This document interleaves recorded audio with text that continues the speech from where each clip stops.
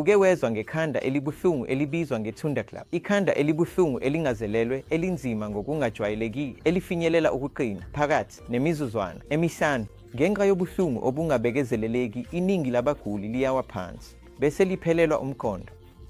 Uma ubheka lesi simo, abantu abaseduze bazophuthuma ukuletha isiguli esibhedlela esiphuthumayo esiseduze. Uma sesifikile esibhedlela, kaningi sibona ukuthi ukungakwazi ukulawula umfutho wegazi omkhulu kungenye yezimbangela zaleli khanda elibuhlungu le-thunderclap. Uma umfutho wegazi ubujwayelekile, kufanele siye ku-C-scan, bese i-CT scan izoveza ukuvuza kwegazi ebuchosheni okubangelwa ukuqhuma kwesitsha segazi.